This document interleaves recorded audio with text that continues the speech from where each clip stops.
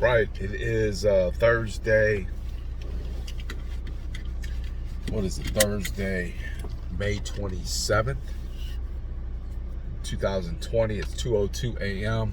I'm on my way to the gym right now. We had, I think it was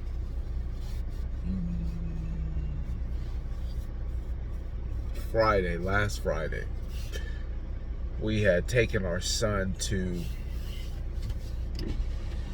stay over at his cousin's and his aunt's for a couple days. If we dropped him off Thursday and picked him up Wednesday evening, he stayed probably about the span of a week. But I remember when we dropped him off, probably about 5 minutes before we had got to the house, these two made him, my youngest son and my daughter, it seemed like they were just at each other's throat. I mean, they were just at each other's throat. And I remember about 5 minutes before we pulled up to my aunt's house to drop him off, I was thinking,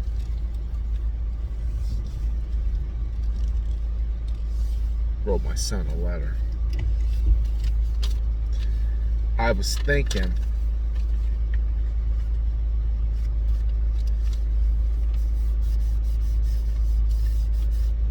if they don't get out this car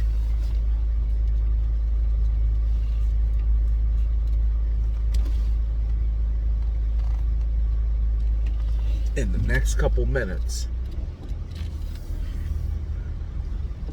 I'm gonna lose my mind.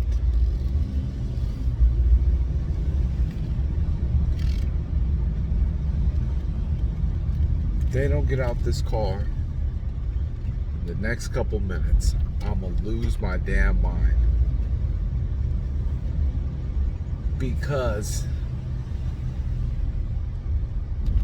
they had been at each other's throats so much. I think that's normal with siblings, that they kind of go at each other. But literally, I was at the breaking point within about 5 minutes.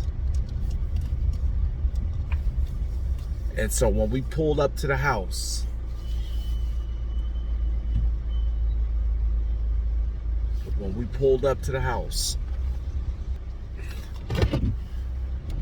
I was beyond excited for his adventure in his cousin's house to begin. Because the way those two were going at each other, I had enough. I had enough.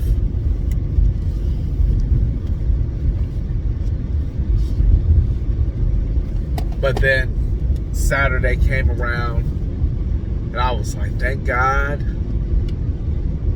I only got to work with one of them. And they can't argue by themselves, so this should be a very calm and chilled day.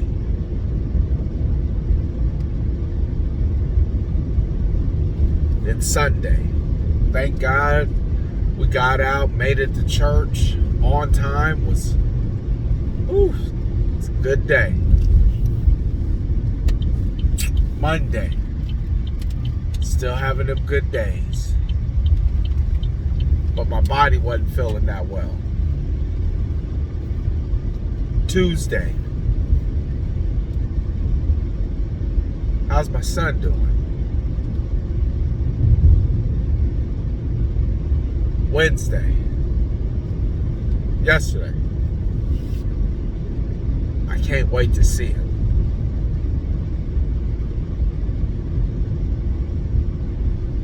Now remember something. was 5 minutes from going crazy. Couldn't wait to get him out the car. Then a little time passed. Couldn't wait to get him back. And so when we pulled up, I didn't get out the car. My wife goes inside, gets him, he comes out. First thing he does is throw his bag down, opens up the door, jumps in my lap.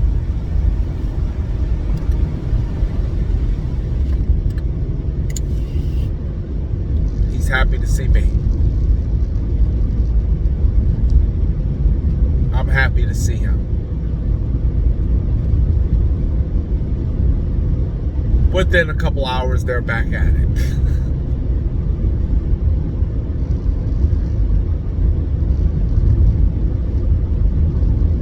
But I missed him.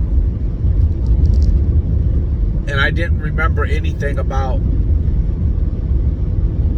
the point where they were going at it, and I needed them to get out the car within 5 minutes or I was going to lose my mind. All I remembered was I missed him. He wasn't here. He wasn't sleeping in his bed. And I missed him.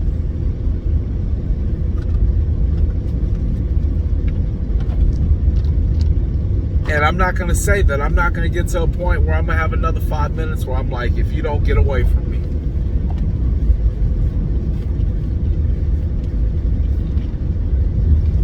But what I am saying is I'd much rather harness the feeling of knowing what it felt like to have him gone and want him back than hold on to the feeling of having him and wanting him to go.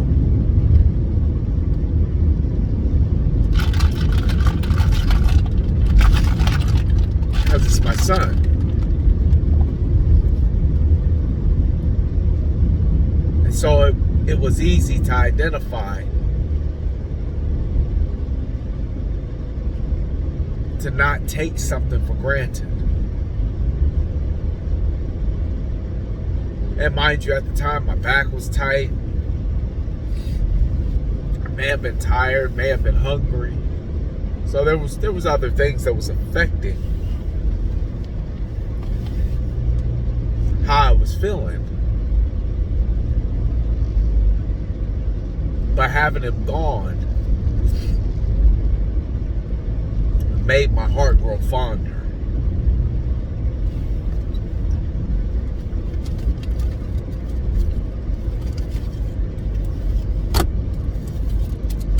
Opened up my eyes to wanting to have him back.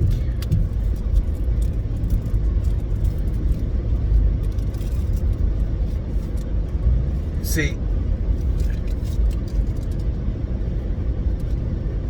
it's one thing to lose something forever and have that regret.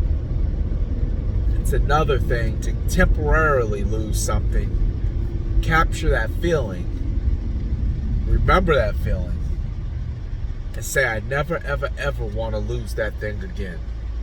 Not for temporary, not forever. Now, obviously, he's going to go away, and even when he gets older, he's going to go away to college, and he's going to get married, and he's going to make life decisions. He may decide it's better that he lives in Thailand.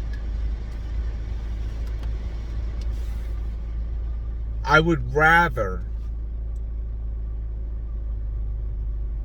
there be a gap in our time together because of his life decisions than a gap because I was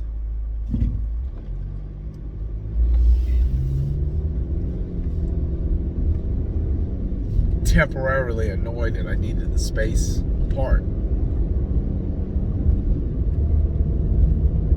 And so because I was annoyed, I forgot all the beautiful qualities that he brought to my life.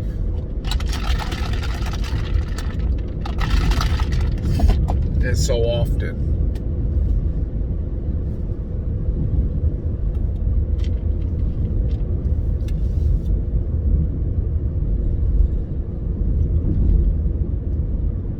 so very, very, very often.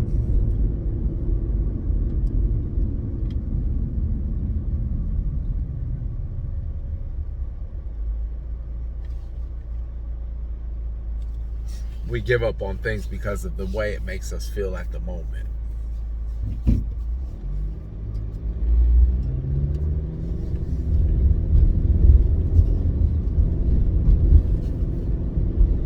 So when I got him back,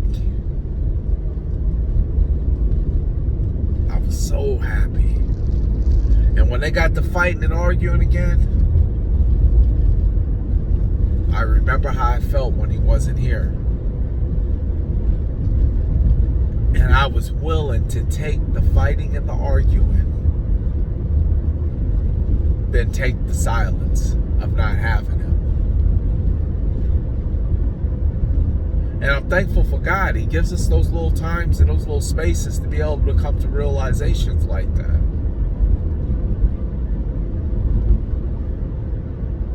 Because God forbid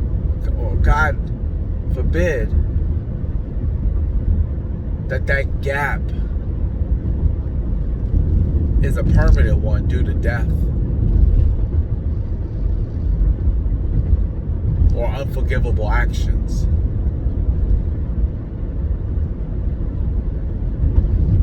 Thank God that time apart is voluntary to get much needed space.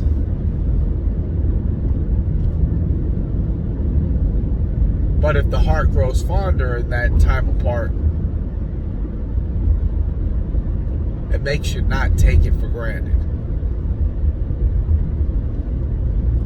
So 1 minute I was 5 minutes from losing my mind, couldn't wait to get him out the car, to I can handle it. I just want him back.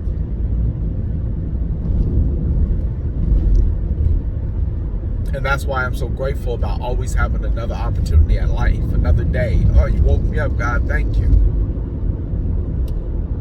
Because there's some people that done went to bed last night and they're not, unfortunately, they're not responsive. Right now, at 2:15 a.m., May 27th, 2021.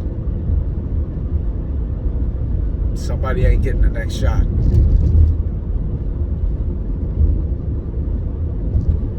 Their time has already come.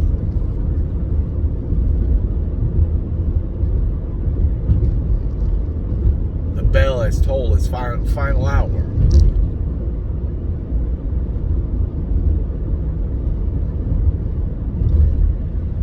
Don't take anything that's been given to you for granted. Because there will come a day when it's permanently removed, or you're permanently removed. And the last thing you're going to want to deal with is regret.